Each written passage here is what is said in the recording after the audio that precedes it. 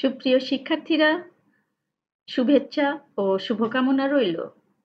আশা করি তোমরা সবাই ভালো আছো, সুস্থ আছো, নিরাপদে আছো।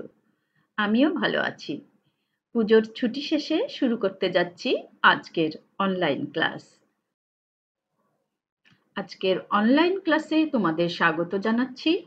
আজ আমি ক্লাস নেব MA ফাইনাল ইয়ারের। বিষয়ের শিরোনাম আন্তর্জাতিক আইন, বিষয় কোড ৩১-১৫-১৩। আমি জাহিদা সুলতানা, সহযোগী অধ্যাপক, ইতিহাস বিভাগ, ঢাকা কলেজ। শিক্ষার্থীরা, আজ আমাদের আলোচ্য বিষয় আন্তর্জাতিক আইনে রাষ্ট্রের স্বীকৃতি। স্বীকৃতি আন্তর্জাতিক আইনে একটি গুরুত্বপূর্ণ বিষয়, যা একটি নতুন প্রতিষ্ঠিত রাষ্ট্রকে আন্তর্জাতিক আইনের সাবজেক্টে পরিণত হতে সাহায্য করে। বিভিন্নভাবে নতুন রাষ্ট্রের জন্ম হতে পারে, যেমন স্বাধীনতা লাভের মাধ্যমে, কোনো রাষ্ট্র খণ্ড-বিখণ্ড হয়ে একাধিক রাষ্ট্রসত্তায় রূপান্তরিত হওয়ার মাধ্যমে, অথবা দুই বা ততোধিক রাষ্ট্র একত্রিত হয়ে একটি বৃহৎ রাষ্ট্রীয় সত্তা অর্জনের মাধ্যমে। এভাবে নতুন রাষ্ট্রের সৃষ্টি হলেই প্রশ্ন দেখা দেয় অন্য রাষ্ট্র কর্তৃক তা স্বীকার করে নেওয়ার। নবগঠিত বা নবঘোষিত সরকারের ক্ষেত্রেও স্বীকৃতির প্রশ্ন দেখা দিতে পারে। কোনো রাষ্ট্রের সরকার যদি সাংবিধানিক বা নিয়মতান্ত্রিক উপায়ে ক্ষমতায় না এসে সামরিক অভ্যুত্থান বা অন্য কোনো অসাংবিধানিক উপায়ে ক্ষমতা দখল করে, তবে আন্তর্জাতিক ক্ষেত্রে সে সরকারের স্বীকৃতির প্রশ্নটি প্রাসঙ্গিকতা লাভ করে। এখন আমরা দেখি স্বীকৃতির সংজ্ঞা। সাধারণভাবে কোনো প্রতিষ্ঠিত সার্বভৌম রাষ্ট্র কর্তৃক কোনো নতুন রাষ্ট্রকে আনুষ্ঠানিকভাবে মেনে নেওয়াকে স্বীকৃতি বলে। অধ্যাপক ওপেনহেইমের মতে, একটি রাষ্ট্র কেবলমাত্র স্বীকৃতির মাধ্যমেই আন্তর্জাতিক সত্তা লাভ করে এবং আন্তর্জাতিক আইনের সাবজেক্ট রূপে পরিগণিত হয়। ফেইনউইকের মতে, আন্তর্জাতিক সমাজে রাষ্ট্রীয় ব্যক্তিসত্তার অধিকারী কোনো স্থিতিশীল সদস্য কর্তৃক আনুষ্ঠানিকভাবে নবজন্মপ্রাপ্ত কোনো রাষ্ট্রের অস্তিত্বকে স্বীকার করাকেই আন্তর্জাতিক আইনে স্বীকৃতি বলে। এখন আমরা দেখব স্বীকৃতির প্রয়োজনীয়তা সম্পর্কিত মতবাদ কি কি রয়েছে।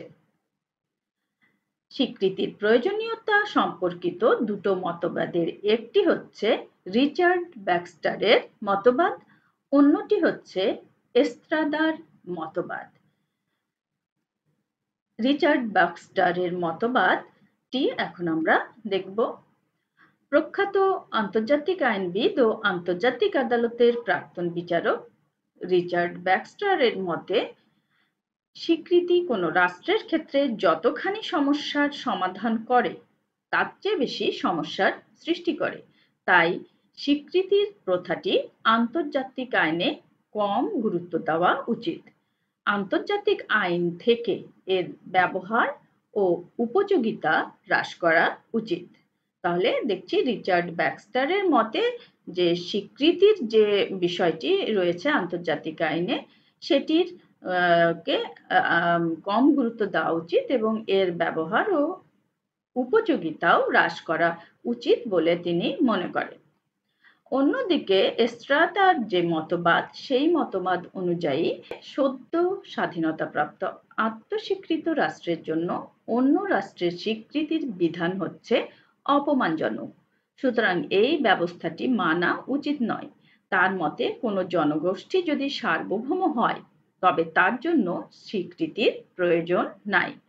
তাহলে স্বীকৃতির প্রয়োজনীয়তা সম্পর্কিত যে দুটো মতবাদ আমরা দেখলাম, তার একটিতে হচ্ছে স্বীকৃতির গুরুত্ব হ্রাস করার কথা বলা হয়েছে, অন্যটিতে বলা হচ্ছে যে অ্যাকচুয়ালি স্বীকৃতির কোনো প্রয়োজন নেই। এখন আমরা দেখব স্বীকৃতির তত্ত্ব সম্পর্কিত যে মতবাদগুলো রয়েছে সেগুলি। স্বীকৃতির তত্ত্ব সম্পর্কিত প্রথম মতবাদটি হচ্ছে গঠনমূলক, আর দ্বিতীয়টি হচ্ছে ঘোষণামূলক। অর্থাৎ স্বীকৃতির দুটি তত্ত্ব, একটি গঠনমূলক তত্ত্ব, অন্যটি ঘোষণামূলক তত্ত্ব। গঠনমূলক তত্ত্ব। গঠনমূলক তত্ত্ব অনুযায়ী স্বীকৃতির মাধ্যমেই শুধু কোনো রাষ্ট্র রাষ্ট্রীয় সত্তা হিসেবে তার বৈধতা অর্জন করতে পারে। অর্থাৎ স্বীকৃতি রাষ্ট্র গঠন করে। স্বীকৃতি ছাড়া রাষ্ট্রের কোনো অস্তিত্ব নেই এবং তা আন্তর্জাতিক গোষ্ঠীর সদস্যও হতে পারে না। অনুরূপভাবে শুধু স্বীকৃতির মাধ্যমেই কোনো সরকার বৈধতা লাভ করে এবং নির্দিষ্ট রাষ্ট্রের প্রতিনিধিত্ব করার যোগ্যতা অর্জন করে। তাহলে গঠনমূলক তত্ত্ব অনুযায়ী স্বীকৃতির মাধ্যমে হচ্ছে রাষ্ট্র গঠিত হয়। অন্যদিকে ঘোষণামূলক যে তত্ত্ব, সেই তত্ত্ব অনুযায়ী স্বীকৃতির উপর রাষ্ট্রীয় সত্তা অর্জন নির্ভর করে না। রাষ্ট্রীয় সত্তার উপাদান অর্জন সম্পূর্ণ আলাদা বিষয়, যা আন্তর্জাতিক আইনের তুলনায় রাষ্ট্রবিজ্ঞানেরই বেশি অন্তর্গত। রাষ্ট্রীয় সত্তার শর্তাবলী পূরণ হলে তা অবশ্যই রাষ্ট্র হিসেবে বিবেচিত হবে। তার জন্য স্বীকৃতির কোনো প্রয়োজন নাই। এখানে অন্যান্য রাষ্ট্র কর্তৃক স্বীকৃতির গুরুত্ব শুধু ঘোষণামূলক, অর্থাৎ যার অস্তিত্ব আছে তাকেই আনুষ্ঠানিকভাবে স্বীকার করে নেওয়া। তেমনি এই তত্ত্ব অনুসারে কোনো সরকারের কর্তৃত্ব স্বীকৃতির উপর নির্ভরশীল নয়। কর্তৃত্ব আগে থেকেই থাকে, যা অন্যান্য রাষ্ট্র আনুষ্ঠানিক ঘোষণার মাধ্যমে স্বীকার করে নেয়। তাহলে আমরা স্বীকৃতির যে তত্ত্ব দেখছি দুটো, একটি হচ্ছে গঠনমূলক তত্ত্ব, যে তত্ত্ব অনুযায়ী স্বীকৃতি কি করে রাষ্ট্র গঠন করে, অন্যটি ঘোষণামূলক তত্ত্ব। এই তত্ত্ব অনুযায়ী যে তোমার হচ্ছে যে রাষ্ট্র যে রাষ্ট্রীয় সত্তা, এই রাষ্ট্রীয় সত্তা অর্জন কি করে স্বীকৃতির উপর নির্ভর করে না। এটার যে গুরুত্ব, এই তত্ত্ব অনুযায়ী স্বীকৃতির গুরুত্ব শুধু ঘোষণামূলক, আর হচ্ছে গঠনমূলক যে তত্ত্ব সেটা অনুযায়ী আমরা দেখলাম, সেটা বলছে যে স্বীকৃতি হচ্ছে রাষ্ট্র গঠন করে। এখন আমরা স্বীকৃতির প্রকারভেদ দেখব। উদ্দেশ্য অনুযায়ী স্বীকৃতি চার প্রকার। এক হচ্ছে রাষ্ট্রের স্বীকৃতি, দুই হচ্ছে সরকারের স্বীকৃতি, আত্মনিয়ন্ত্রণ প্রতিষ্ঠায় সংগ্রামরত জনগণকে স্বীকৃতি, এবং প্রবাসী সরকারের স্বীকৃতি। প্রথমেই আমরা রাষ্ট্রের স্বীকৃতি কি সেটি দেখব। আন্তর্জাতিক আইনে রাষ্ট্রের স্বীকৃতি বলতে বিশ্বের বিভিন্ন সার্বভৌম ও প্রতিষ্ঠিত রাষ্ট্রসমূহ কর্তৃক একটি নব্য প্রতিষ্ঠিত রাষ্ট্রকে আনুষ্ঠানিকভাবে রাষ্ট্র হিসেবে স্বীকার করে নেওয়াকে বোঝায়। তবে স্বীকৃতি প্রদানের পূর্বে যে বিষয়টির উপর বিশেষ গুরুত্ব দেওয়া হয় তা হলো নব্য ঘোষিত রাষ্ট্রটি নিজেকে স্থায়ীভাবে প্রতিষ্ঠিত করতে সক্ষম হয়েছে কি না।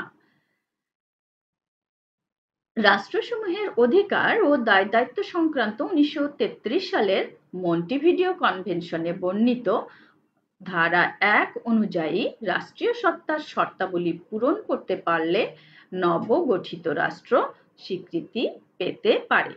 তো সেই শর্তগুলো কি? শর্তগুলো হচ্ছে স্থায়ী জনগোষ্ঠী, সুনির্দিষ্ট ভূখণ্ড, সুগঠিত বা কার্যকরী সরকার, রাষ্ট্রের জনগোষ্ঠীর স্বাধীনতা ও সার্বভৌমত্ব, আর হচ্ছে অন্যান্য রাষ্ট্রের সঙ্গে স্বাধীনভাবে সম্পর্ক স্থাপনের ক্ষমতা। অর্থাৎ এই যে শর্তগুলো দেখছি, 5টা শর্তের কথা বলা হয়েছে। এই শর্তগুলো যদি নতুন ঘোষিত কোনো রাষ্ট্র, নতুনভাবে গঠিত কোনো রাষ্ট্র পূরণ করতে পারে তাহলে কি সে স্বীকৃতি পেতে পারে। স্থায়ী জনগোষ্ঠী বলতে কি বোঝায় সেটি এখন দেখি। প্রত্যেক রাষ্ট্রের জন্য যৌক্তিক সংখ্যক জনগোষ্ঠী প্রয়োজন যারা ওই দেশের প্রতি পূর্ণ অনুগত থাকবে।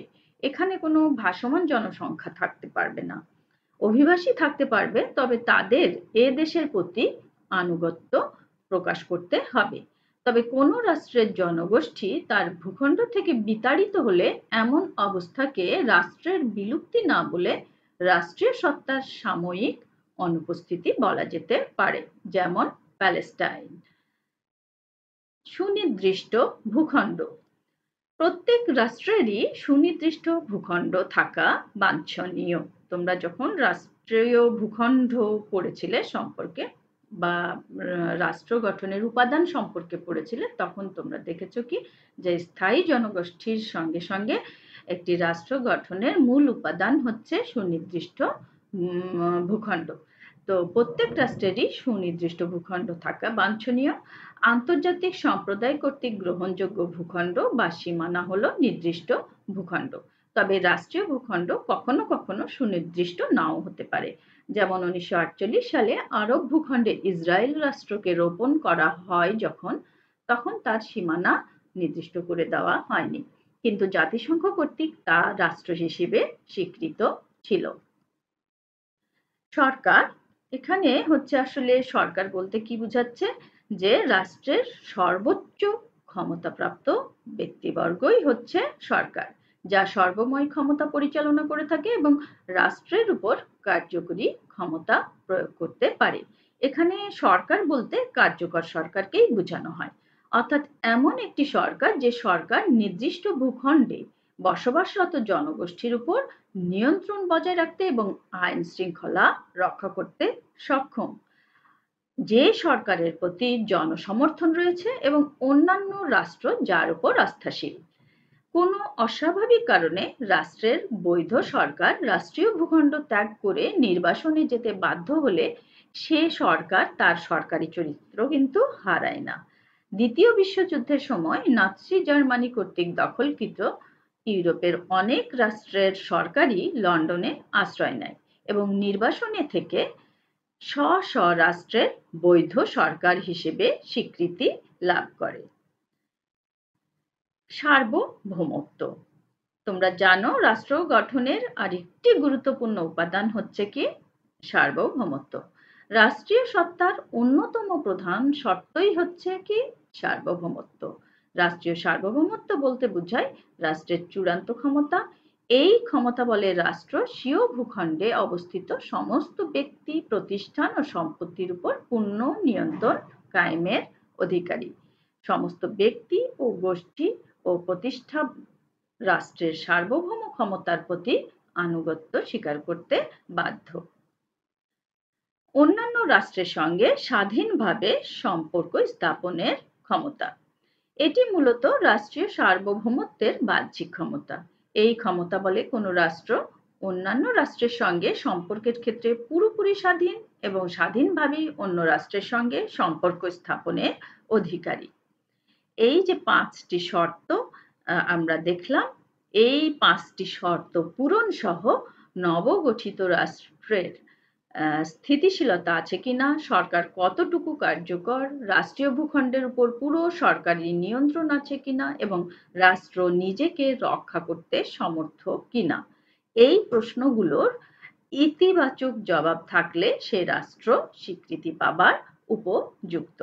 তাহলে আমরা দেখছি যে রাষ্ট্রের যে স্বীকৃতি, সেই স্বীকৃতি পেতে হলে একটি নতুন হচ্ছে রাষ্ট্র, নবঘোষিত রাষ্ট্রকে কি কতগুলো শর্ত পূরণ করতে হবে এবং এই শর্তগুলো পূরণ করতে পারলে সেই রাষ্ট্র হবে তোমার স্বীকৃতি পাবার উপযুক্ত। এরপরে আমরা দেখেছিলাম দ্বিতীয় যে প্রকারভেদের দ্বিতীয় প্রকার বা দ্বিতীয় ধরনের যে স্বীকৃতি, সেটি হচ্ছে সরকারের স্বীকৃতি। সরকার রাষ্ট্রেরই একটি অংশ, তবু স্বীকৃতির ক্ষেত্রে রাষ্ট্র এবং সরকারকে পৃথকভাবে দেখা হয়। অনেক রাষ্ট্রকে স্বীকৃতি দেওয়া হলেও সরকারকে স্বীকৃতি দেওয়া হয় না। কোনো একটি রাষ্ট্রকে স্বীকৃতি দেওয়া হলে তা হয় স্থায়ী প্রকৃতির এবং তা রাষ্ট্রের অস্তিত্ব বিদ্যমান থাকা পর্যন্ত বহাল ও বলবৎ থাকে। কিন্তু কোনো রাষ্ট্রের এক সরকারের পতন বা পরিবর্তন হলে নতুন সরকারকে অন্যান্য রাষ্ট্র স্বীকৃতি নাও দিতে পারে।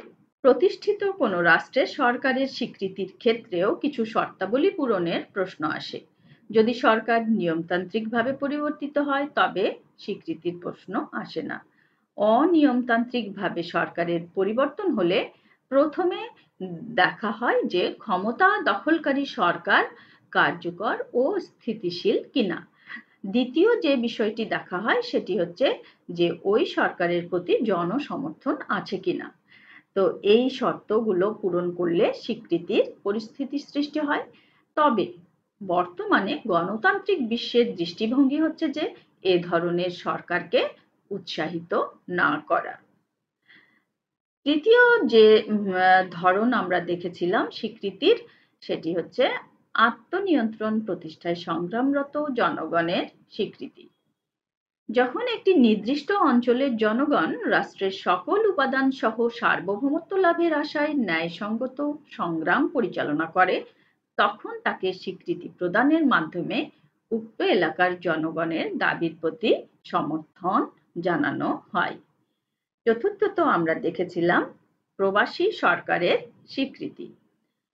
কোনো রাষ্ট্রের মূল ভূখণ্ড শত্রু কবলিত হবার পরও যদি ওই রাষ্ট্রের সরকার অন্যত্র অবস্থান করে ও নিয়মিত সরকারি কার্যকলাপ চালিয়ে যেতে থাকে, সেক্ষেত্রে ওই সরকার প্রবাসী সরকার হিসেবে অন্যান্য রাষ্ট্রের স্বীকৃতি লাভ করতে পারে।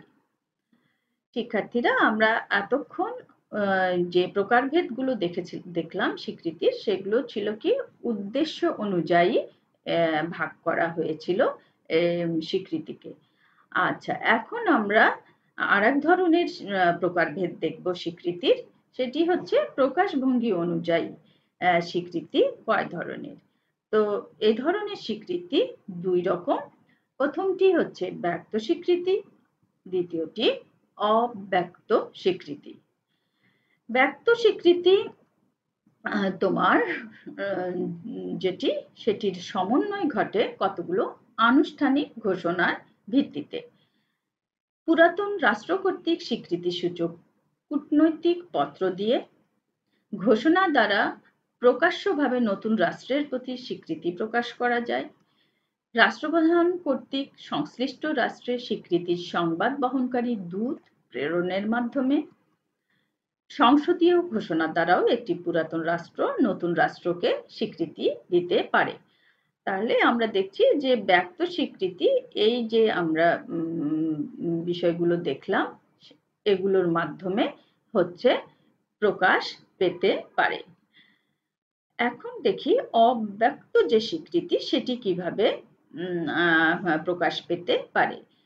অব্যক্ত স্বীকৃতি রাষ্ট্রের মনোভাব, অভ্যাস, আচার আচরণ দ্বারা প্রকাশ পায়। সেগুলো কিভাবে, সেগুলো দেখি। যে ক্ষেত্রে কোনো রাষ্ট্র স্বাধীনতা অর্জন করেছে, সেক্ষেত্রে অভিনন্দন বার্তা প্রেরণের মাধ্যমে, আনুষ্ঠানিক কূটনৈতিক সম্পর্ক স্থাপনের মাধ্যমে, বিশেষ করে কূটনৈতিক প্রতিনিধিবৃন্দ বিনিময়ের ভিত্তিতে, ব্যবসা বাণিজ্য ও সাংস্কৃতিক চুক্তি সম্পাদনের মাধ্যমে, কোনো বিশেষ আন্তর্জাতিক সম্মেলনে অংশগ্রহণের ভিত্তিতে। তাহলে আমরা যে প্রকাশভঙ্গি অনুযায়ী আমরা দেখলাম ব্যক্ত ও অব্যক্ত স্বীকৃতি কিভাবে নতুন প্রতিষ্ঠিত একটি রাষ্ট্রকে বা সরকারকে দেওয়া যেতে পারে। স্বীকৃতির আরেক ধরনের প্রকারভেদ সম্পর্কে আমরা এখন পড়ব। সেটি হচ্ছে প্রকৃতি অনুযায়ী। প্রকৃতি অনুযায়ী স্বীকৃতি দুই প্রকার: আইনগত স্বীকৃতি, কার্যত স্বীকৃতি। আইনগত স্বীকৃতি হচ্ছে ব্যক্ত স্বীকৃতির অন্তর্ভুক্ত। আইনগত স্বীকৃতি হচ্ছে কোনো রাষ্ট্রের আনুষ্ঠানিক স্বীকৃতি, কোনো প্রতিষ্ঠিত সার্বভৌম রাষ্ট্র কর্তৃক অন্য কোনো সরকারকে প্রচলিত রীতি অনুযায়ী স্বীকার করে নিয়ে সেই সরকারের সঙ্গে কূটনৈতিক এবং অন্যান্য সম্পর্ক স্থাপন করাকেই আইনগত স্বীকৃতি বলা হয়। অর্থাৎ আইনগত স্বীকৃতি হচ্ছে কোনো রাষ্ট্র বা সরকারকে পুরোপুরি স্বীকার করে নেওয়া, যার ফলে স্বীকৃতি প্রদানকারী রাষ্ট্র এবং স্বীকৃত রাষ্ট্রের মধ্যে আন্তর্জাতিক আইনের সাবজেক্ট হিসেবে পূর্ণাঙ্গ সম্পর্ক স্থাপিত হতে পারে। আর কার্যত স্বীকৃতি হচ্ছে অস্থায়ী প্রকৃতির স্বীকৃতি। জরুরি অবস্থার পরিপ্রেক্ষিতে কার্যত স্বীকৃতি দেওয়া হয়। কোনো রাষ্ট্র বা সরকারকে পুরোপুরি স্বীকার না করলেও তার বাস্তবতাকে অস্বীকার না করা। কার্যত স্বীকৃতি সাধারণত সীমিতভাবে দেওয়া হয়। শিক্ষার্থীরা, আমরা এ পর্যন্ত তাহলে স্বীকৃতির যে মতবাদ এবং তত্ত্ব সম্পর্কে পড়লাম। এছাড়া আমরা স্বীকৃতির যে প্রকারভেদ সেগুলো দেখলাম। এখন আমরা যেটা দেখব, আইনগত এবং কার্যত স্বীকৃতির মধ্যে কি পার্থক্য রয়েছে। আইনগত স্বীকৃতি হচ্ছে পূর্ণ প্রশাসনিক স্বীকৃতি। অন্যদিকে কার্যত স্বীকৃতি প্রশাসনিক হলেও অসম্পূর্ণ স্বীকৃতি।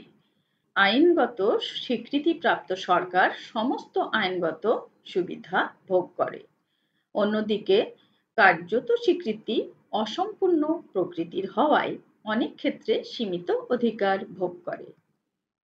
আইনগত স্বীকৃতিপ্রাপ্ত সরকার অন্যান্য সরকারের সাথে পূর্ণ কূটনৈতিক সম্পর্ক স্থাপন করতে পারে। প্রশাসনিক চুক্তি করতে হলে আইনগত স্বীকৃতির দরকার। অন্যদিকে কার্যত স্বীকৃতিপ্রাপ্ত সরকার অন্য সরকারের সাথে পূর্ণ কূটনৈতিক সম্পর্ক স্থাপন করতে পারে না, তবে শুধু কনসুলার সম্পর্ক স্থাপন, যেমন নাগরিকদের ভিসা প্রদান ও ব্যবসা সংক্রান্ত কাজ করতে পারে।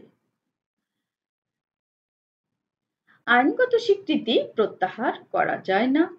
কার্যত স্বীকৃতি যেহেতু অস্থায়ী, সেজন্য তা প্রত্যাহার করে নেওয়া যায়। স্বীকৃতি প্রদানকারী রাষ্ট্র আইনগত স্বীকৃত রাষ্ট্রের সঙ্গে রাজনৈতিক চুক্তি সহ সকল প্রকার চুক্তিতে আবদ্ধ হতে পারে। অন্যদিকে কার্যত স্বীকৃত রাষ্ট্র রাজনৈতিক চুক্তি সম্পাদনে অক্ষম। আইনগত স্বীকৃতিদাতা দেশের আদালতে স্বীকৃতিপ্রাপ্ত রাষ্ট্র মামলা দায়ের এবং পরিচালনা করতে পারে। কার্যত স্বীকৃতিদাতা দেশের আদালতে কোনো প্রকার মামলা মোকদ্দমার অধিকার জন্মায় না। আইনগত স্বীকৃতিদাতা রাষ্ট্রের এখতিয়ারভুক্ত কোনো এলাকায় স্বীকৃতিপ্রাপ্ত রাষ্ট্রের কোনো সম্পত্তি থাকলে স্বীকৃতিপ্রাপ্ত রাষ্ট্র বা সরকার তা পুনরুদ্ধারের দাবি করতে পারে। অন্যদিকে কার্যত স্বীকৃতিপ্রাপ্ত সরকার পূর্ববর্তী সরকারের হাতে ন্যস্ত ছিল এমন সম্পত্তি পুনরুদ্ধারের দাবি করতে পারে না। আইনগত স্বীকৃতির ফলে আন্তর্জাতিক সত্তা অর্জিত হয়। অন্যদিকে কার্যত স্বীকৃতির ফলে আন্তর্জাতিক সত্তা অর্জিত হয় না। আইনগত স্বীকৃতি চূড়ান্ত স্বীকৃতি, কার্যত স্বীকৃতি অস্থায়ী প্রকৃতির স্বীকৃতি। তো শিক্ষার্থীরা, আমরা আইনগত স্বীকৃতি ও কার্যত স্বীকৃতির মধ্যে পার্থক্যগুলো দেখলাম। এখন আমরা স্বীকৃতির প্রত্যাহার যোগ্যতা সম্পর্কে একটু দেখি। আন্তর্জাতিক আইনে কার্যত স্বীকৃতি প্রত্যাহারযোগ্য হলেও আইনগত স্বীকৃতি অপ্রত্যাহারযোগ্য, অর্থাৎ প্রত্যাহার করা যায় না। আইনগত স্বীকৃতি একবার দেওয়া হলে সেটি প্রত্যাহার করা যায় না। আইনসঙ্গতভাবে একবার স্বীকৃতি দেওয়া হলে প্রদত্ত স্বীকৃতি ফিরিয়ে নেওয়া যায় না। কিন্তু 1936 সালের আন্তর্জাতিক আইনের প্রস্তাবনায় গৃহীত সিদ্ধান্ত অনুযায়ী রাষ্ট্রীয় সত্তার কোনো একটি উপাদান লোপ পেলে এ ধরনের স্বীকৃতিরও বিলোপ ঘটবে। অর্থাৎ আমরা যখন রাষ্ট্রের স্বীকৃতি পড়লাম, দেখলাম কি 5টি শর্ত পূরণ করতে হবে রাষ্ট্রকে। সুতরাং ওই শর্তগুলির কোনো একটি বা ওই সমস্ত উপাদানের কোনো একটি যদি লোপ পায়, তাহলে আইনগত স্বীকৃতিরও বিলোপ ঘটতে পারে। এছাড়া রাষ্ট্রীয় স্বাধীনতা ও সার্বভৌমত্বহীনতা অথবা যুদ্ধকাল অবস্থায় গৃহযুদ্ধ, সশস্ত্র গণঅভ্যুত্থানের কারণে এবং সরকারের পতন ও বিরুদ্ধবাদী সরকারের ক্ষমতা গ্রহণের কারণেও স্বীকৃতি প্রত্যাহৃত হতে পারে, মানে প্রত্যাহার করে নেওয়া যেতে পারে। এখন আমরা স্বীকৃতির ফলাফল ও গুরুত্ব সম্পর্কে পড়ব। স্বীকৃতি হলো রাষ্ট্রীয় সত্তার একটি গুরুত্বপূর্ণ বিষয়। স্বীকৃতি বলতে প্রধানত আইনগত স্বীকৃতিকেই বোঝায়। স্বীকৃতির ফলাফল তথা যেসব কারণে কোনো নব্য প্রতিষ্ঠিত রাষ্ট্রের স্বীকৃতিকে আন্তর্জাতিক আইনে গুরুত্বপূর্ণ বিষয় হিসেবে চিহ্নিত করা হয় সেগুলো হলো স্বীকৃতিপ্রাপ্ত রাষ্ট্র স্বীকৃতি দানকারী রাষ্ট্রের আদালতে মামলা দায়ের করতে পারে, অর্থাৎ স্বীকৃতি দেওয়া হয়নি এমন রাষ্ট্রের অপর রাষ্ট্রের আদালতে কোনো মর্যাদা নাই বলে ধরে নেওয়া হয়, আর সেজন্যই হচ্ছে স্বীকৃতির প্রয়োজন। স্বীকৃতি না দিলে সে স্বীকৃতি যে রাষ্ট্রটি দেয়নি সেই রাষ্ট্রের আদালতে হচ্ছে নতুন রাষ্ট্রটি কি করতে পারে না, মামলা দায়ের করতে পারে না। দ্বিতীয়ত যে গুরুত্ব সেটি হচ্ছে একটি রাষ্ট্র স্বীকৃতি না পেলে আন্তর্জাতিক আইনে বহুল প্রচলিত মতবাদ অ্যাক্ট অফ স্টেট ডক্ট্রিনের অধীনে কোনো প্রকার ইমিউনিটিস অ্যান্ড প্রিভিলেজ ভোগ করতে পারে না। অ্যাক্ট অফ স্টেট ডক্ট্রিন এর অর্থ হচ্ছে সার্বভৌম রাষ্ট্র হিসেবে রাষ্ট্র যে পদক্ষেপ গ্রহণ করে অপর কোনো রাষ্ট্র তার কার্যকারিতা ও বৈধতার প্রশ্ন করতে পারে না বা করার ক্ষমতা রাখে না। স্বীকৃতি লাভের ফলে একটি নতুন রাষ্ট্র বিশ্বের অন্যান্য রাষ্ট্রের সঙ্গে কূটনৈতিক সম্পর্ক স্থাপন করতে পারে এবং তাদের সঙ্গে সন্ধি চুক্তিতে আবদ্ধ হতে পারে। স্বীকৃতির ফলে স্বীকৃতিপ্রাপ্ত রাষ্ট্রের যে সকল সম্পত্তি স্বীকৃতিদাতা রাষ্ট্রের এখতিয়ারভুক্ত এলাকায় অবস্থিত এবং যার মালিকানা স্বীকৃতিপ্রাপ্ত রাষ্ট্রের পূর্ববর্তী সরকারের হাতে ন্যস্ত ছিল, স্বীকৃতি প্রাপ্তির পর উক্ত রাষ্ট্র সেই সম্পত্তিগুলো দাবি করতে পারে বা পুনরুদ্ধার করতে পারে। স্বীকৃতি দানের পূর্বে স্বীকৃতিদাতা রাষ্ট্র স্বীকৃতিপ্রাপ্ত রাষ্ট্রের যে সকল সম্পত্তি হস্তান্তর বা অন্যান্য লেনদেন অবৈধ বলে মনে করত, স্বীকৃতি দানের ফলে স্বীকৃতিদাতা রাষ্ট্রের আদালতের দৃষ্টিতে সেগুলো বৈধতা লাভ করে। পরিশেষে আমরা বলতে পারি যে স্বীকৃতি আন্তর্জাতিক আইনে খুবই গুরুত্বপূর্ণ অর্থ বহন করে। তোমরা দেখছো যে স্বীকৃতির মাধ্যমে একটি নতুন রাষ্ট্র বা নবঘোষিত রাষ্ট্র কিন্তু অনেকগুলো অধিকার এবং ক্ষমতা ভোগ করে। তো এই সমস্ত অধিকারের মধ্যে রয়েছে কি অন্য রাষ্ট্রের সঙ্গে কূটনৈতিক সম্পর্ক স্থাপন, চুক্তিতে আবদ্ধ হওয়ার যোগ্যতা, তারপরে স্বীকৃতিদাতা দেশের আদালতে মামলা দায়ের করার অধিকার ইত্যাদি। তবে স্বীকৃতির এই যে বিষয়টি এটি কিন্তু আইনগত অধিকার নয়, বরং এটি রাজনৈতিক অধিকার। তো শিক্ষার্থীরা, আজ আমরা আন্তর্জাতিক আইনে যে স্বীকৃতির বিষয়টি কি সেটি দেখলাম। স্বীকৃতির মতবাদ, তত্ত্ব, প্রকারভেদ, তারপরে তোমার এর গুরুত্ব এবং ফলাফল সম্পর্কে পড়লাম। আশা করি তোমরা ক্লাসটি বুঝতে পেরেছো। নেক্সট ক্লাসে তোমাদের সঙ্গে আবার দেখা হবে। ততক্ষণ পর্যন্ত সবাই খুব ভালো থাকো এই কামনা জানিয়ে আজকের ক্লাস শেষ করছি। আল্লাহ হাফেজ।